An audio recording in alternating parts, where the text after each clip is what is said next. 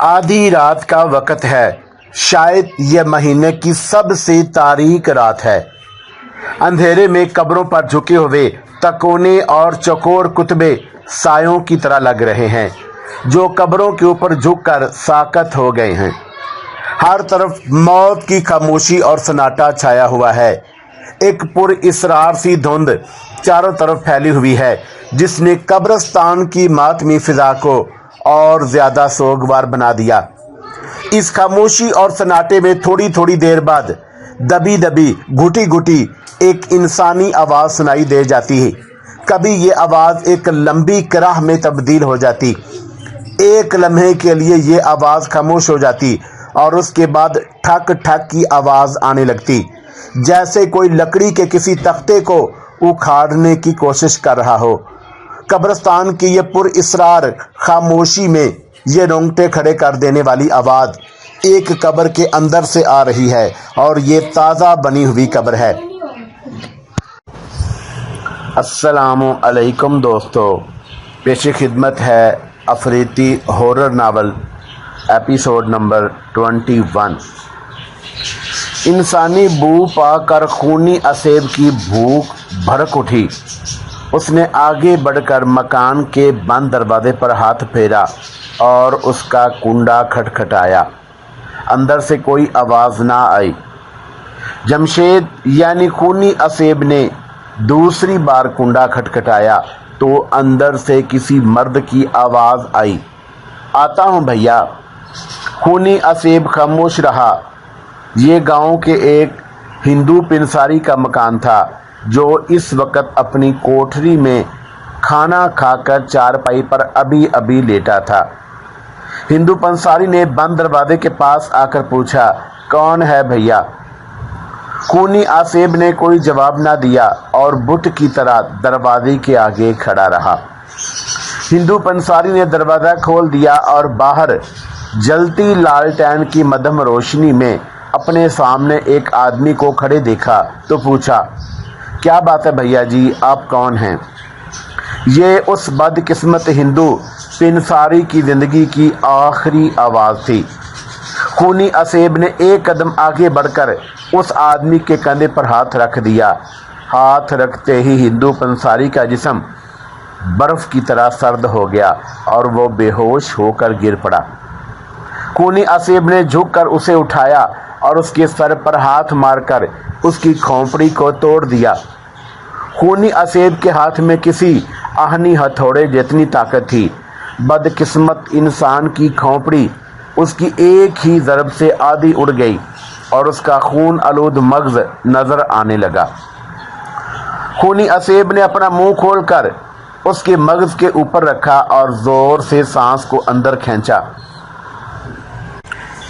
بد نصیب انسان کا سارا مغز خونی اسیب کے پیٹ میں چلا گیا اور کھوپڑی خالی پیالے کی طرح نظر آنے لگی۔ خونی اسیب نے اسے چھوڑ دیا اور وہ بے جان لاش کی طرح زمین پر گر پڑا۔ خونی اسیب کے ہونٹ خون آلود ہو گئے تھے۔ وہ اپنی لمبی زبان سے ہونٹوں کا خون چاٹتا ہوا فضا میں تیرتا ہوا اپنے سر کو دائیں بائیں ہلاتا بد روحوں کے مرگڑ کی طرف چل دیا۔ چھوٹا سا گاؤں تھا، سب لوگ رات کو جلدی سو جاتے تھے۔ کسی کو پتہ نہ چلا کہ گاؤں کے پنساری بھگت رام کے ساتھ کیا قیامت گزر چکی ہے۔ دن نکلا تو بھگت رام کی لاش اس حالت میں اس کے گھر کے باہر پڑی ملی کہ اس کی کھوپڑی کھلی ہوئی تھی اور دماغ کا مغز غائب تھا۔ گاؤں میں شور مچ گیا۔ بڑے قصبے سے پولیس کے 2 سپاہی آ گئے۔ انہوں نے لاش کو دیکھ کر گاؤں کے لوگوں سے پوچھ گچھ شروع کر دی۔ سب نے یہی کہا کہ ہمیں کچھ معلوم نہیں بھگت رام کا کس نے خون کیا ہے۔ ہم سب اپنے اپنے گھروں میں سو رہے تھے۔ تھانے دار صاحب بھی آ گئے اور وہ بھی حیران ہوئے کہ یہ کس کا خونی ہے جو بھگت رام کو مارنے کے بعد اس کی کھوپڑی توڑ کر مغز غائب کر گیا ہے۔ سارا دن خونی اسیب مرگٹ کے کھنڈر کی کوٹھری میں زمین پر آنکھیں کھولے بے حس و حرکت لیٹا رہا۔ رات ہوئی تو انسانی دماغ کی بھوک نے اسے بے چین کر دیا۔ وہ اٹھا اور مرگٹ کے کھنڈر سے نکل کر رات کی تاریکی میں گاؤں کی طرف روانہ ہو گیا۔ بھگت رام کی موت سے گاؤں کے لوگوں پر خوف سا طاری ہو گیا تھا اور لوگ شام ہوتے ہی اپنے گھروں میں گھس گئے تھے اور انہوں نے اپنے گھروں کے دروازے اندر سے بند کر لیے تھے۔ خونی اسیب جمشید کی انسانی شکل میں گاؤں میں داخل ہوا تو وہاں ہو کا عالم طاری تھا۔ بند مکانوں پر تاریکی چھائی ہوئی تھی۔ خونی اسیب نے گاؤں کی گرد فضا میں تیرتے ہوئے ایک چکر لگایا۔ کسی مکان کا دروازہ کھلا ہوا نہیں تھا۔ خونی اسیب نے ایک مکان کے بند دروازے کی کنڈی کھٹکھٹائی۔ اندر سے کسی نے جواب نہ دیا۔ خونی اسیب نے تیسری بار کنڈی کھٹکھٹائی، مگر اندر سے کسی نے آواز دے کر نہ پوچھا کہ کون ہے۔ گھر کے لوگ جاگ رہے تھے مگر سب کے سب سہمے ہوئے تھے اور ڈر کے مارے آواز نہیں نکال رہے تھے۔ خونی اسیب نے دوسرے مکان کے بند دروازے پر دستک دی۔ اس مکان کے لوگ بھی ڈر کے مارے اندر دبکے رہے اور کسی نے دروازہ نہ کھولا۔ خونی اسیب نے اپنا روپ بدل لیا اور دھوئیں کی ایک پتلی لکیر کی شکل میں ظاہر ہو گیا۔ دھوئیں کی پتلی لکیر سانپ کی طرح بل کھاتی مکانوں کے گرد چکر لگانے لگی۔ ایک مکان کے روشن دان میں سے لالٹین کی مدھم روشنی باہر آ رہی تھی۔ خونی اسیب دھوئیں کی لہر کی شکل میں روشن دان میں سے اندر داخل ہو گیا۔ یہ ایک چھوٹی سی کوٹری تھی جہاں ایک چارپائی پر گاؤں کا ساہوکار رام دھن لالٹین کی روشنی میں بیٹھا بہی کھاتے کھولے گاؤں کے لوگوں کو سود پر دی ہوئی رقم کا حساب کتاب کر رہا تھا۔ اسے اپنے کان میں ایسی آواز سنائی دی جیسے کوئی مکھی اس کے کان کے پاس آ کر بن بنا رہی ہو۔ اس نے ایک ہاتھ سے کان کو جھاڑ دیا مگر بنبناہٹ پھر بھی آتی رہی۔ اس نے نگاہیں اٹھا کر دائیں بائیں دیکھا، وہاں کوئی بھی مکھی نہیں تھی۔ اچانک اس کی نظر سامنے والی دیوار پر پڑ گئی۔ کیا دیکھتا ہے کہ روشن دان میں سے دھوئیں کی ایک لہر سانپ کی طرح بل کھاتی دیوار پر رینگتی ہوئی نیچے آ رہی ہے۔ وہ حیران سا ہو کر اسے تکنے لگا۔ پہلے تو وہ سمجھا کہ یہ کوئی سانپ ہے، لیکن دوسرے لمحے دھوئیں کی لہر دیوار سے ہٹ کر اس کی طرف لہراتی ہوئی بڑھنے لگی۔ رام دھن ساہوکار گھبرا کر چارپائی سے نیچے اتر گیا۔ ابھی وہ سنبھلنے بھی نہ پایا تھا کہ دھوئیں کی ایک لہر اس کی گردن سے لپٹ گئی اور اس کا دم گھٹنے لگا۔ اس سے پہلے کہ رام دھن کی حلق سے کوئی آواز نکلتی، دھوئیں کی لہر نے پھانسی کے پھندے کی طرح زور سے اس کی گردن کو ایک جھٹکا دیا اور بیچارے ساہوکار کی آنکھیں باہر کو ابل پڑیں اور وہ وہیں چارپائی کے پاس ڈھیر ہو گیا۔ دھوئیں کی لہر نے اس کی گردن کو چھوڑ دیا۔ اب جمشید اپنا لہو رنگ آنکھوں کے ساتھ خونی اسیب کی شکل میں اس کے سر پر کھڑا تھا۔ اس نے بے ہوش رام دھن کو فرش پر سے اٹھا کر چارپائی پر ڈالا اور ایک ہاتھ کی ہتھوڑی ایسی ضرب سے اس کی کھوپڑی کا اوپر والا حصہ اڑا دیا۔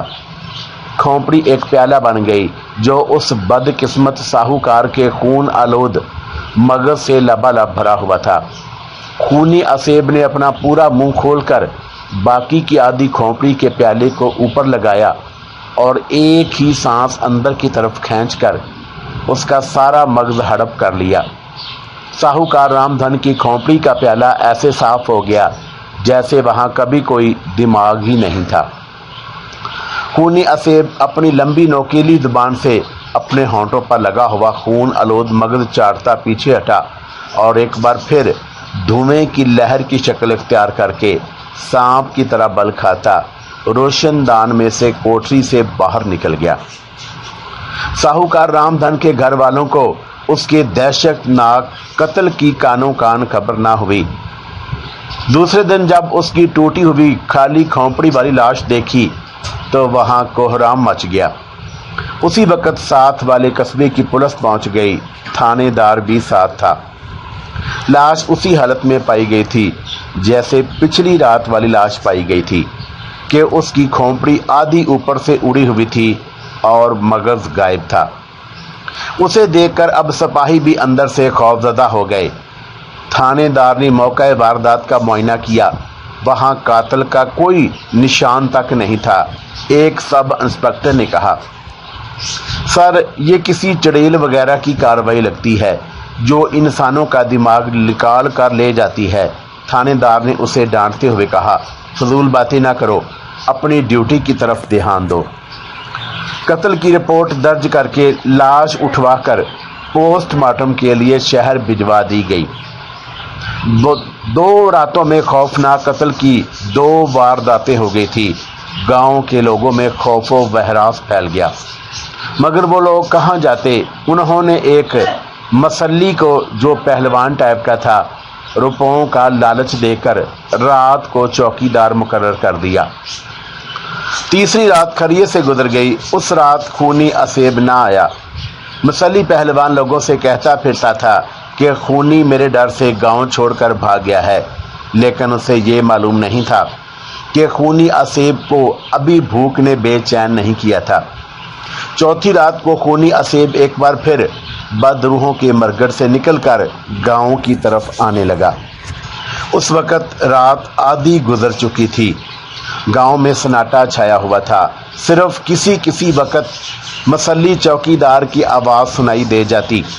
وہ زمین پر زور سے لٹھ مار کر جاگتے رہو کی آواز لگا دیتا۔ خونی اسیب پہلے کی طرح جمشید کے انسانی روپ میں آ رہا تھا۔ اس گاؤں میں اسے بڑی آسانی سے ایک آدمی کا شکار مل جاتا تھا۔ اس رات وہ گاؤں کے دوسرے کنارے کی جانب سے آیا۔ مکانوں کے دروازے اندر سے بند تھے، کوئی سو رہا تھا، کوئی ڈر کے مارے جاگ رہا تھا۔ کسی مکان کے باہر لالٹین جل رہی تھی۔ خونی اسیب انسانی دماغوں کی بھوک سے بے تاب ہو کر گاؤں کے ایک مکان کی طرف جیسے ہی بڑھا، اسے زمین پر لٹھ مارنے کی دھمک کے ساتھ کسی انسان کے جاگتے رہو کی بلند آواز سنائی دی۔ خونی اسیب ٹھٹک کر وہیں رک گیا۔ اس نے اس جانب دیکھا جس طرف سے آواز آئی تھی۔ اچانک گاؤں کی گلی میں سے پہلوان چوکی دار نکل کر اس کے سامنے آ گیا۔ خونی اسیب اپنی جگہ پر کھڑے کھڑے اسے خونی آنکھوں سے تکنے لگا۔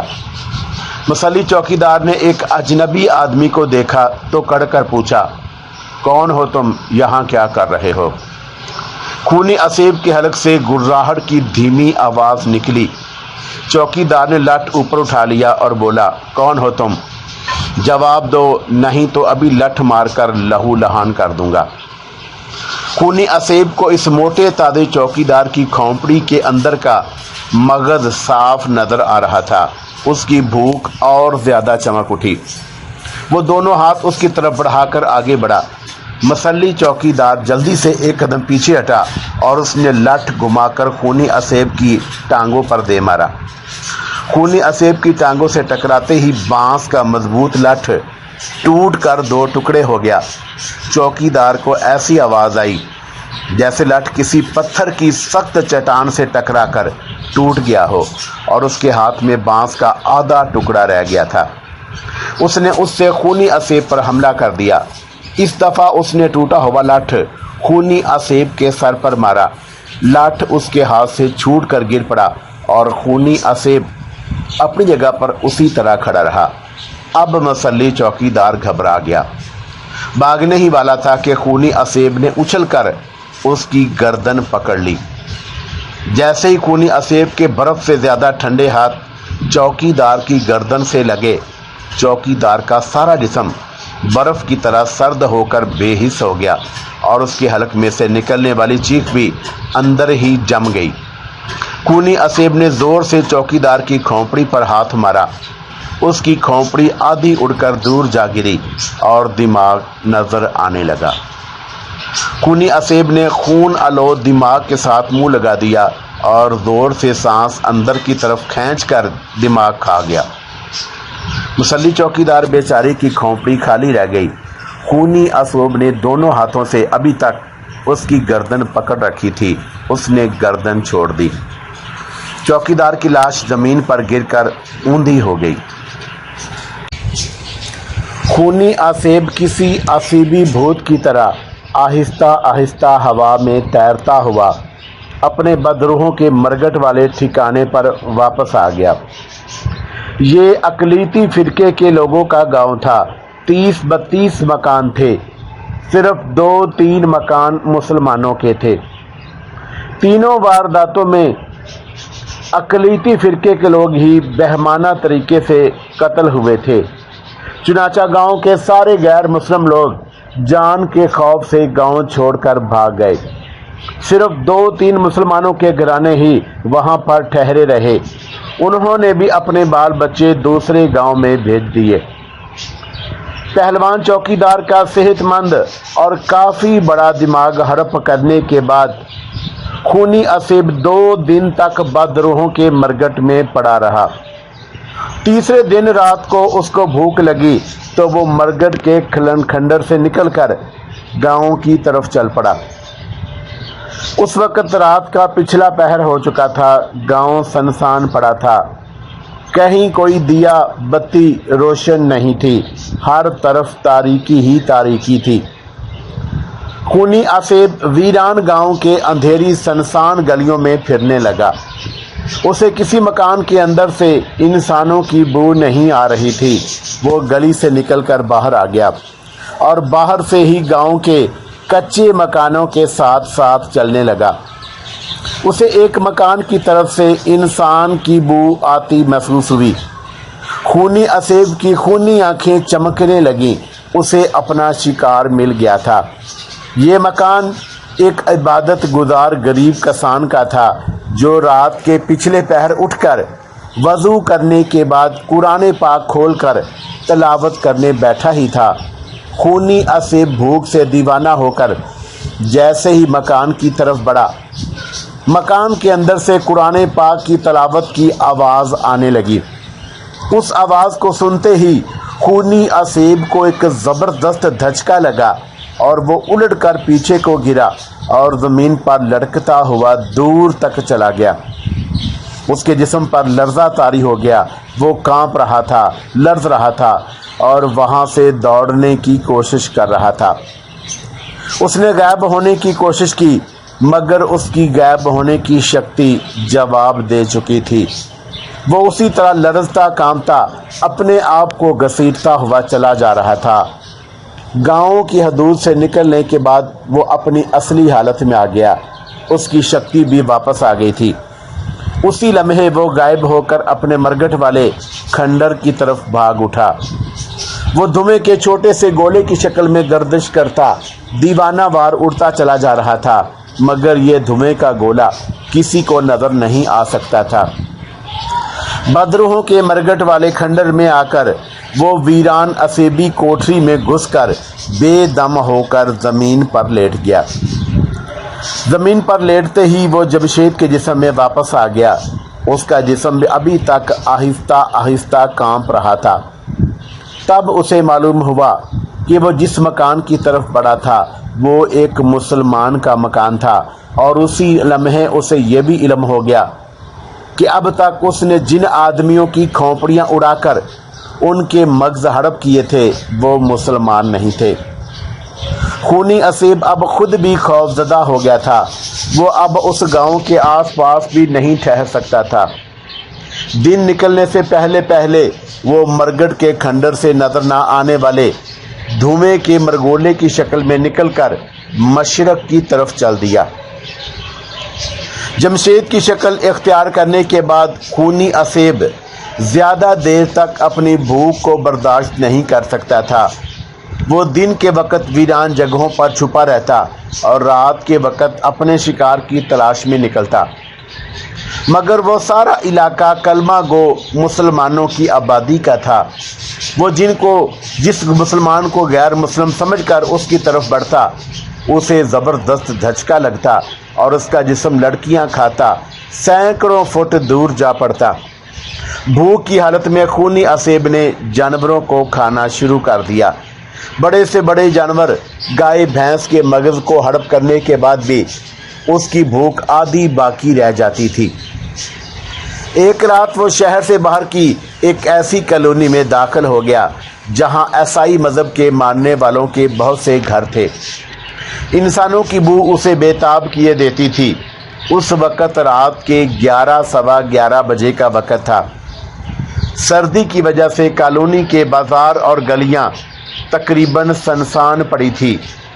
وہ دھوئیں کی ایک لہر کی شکل میں تھا۔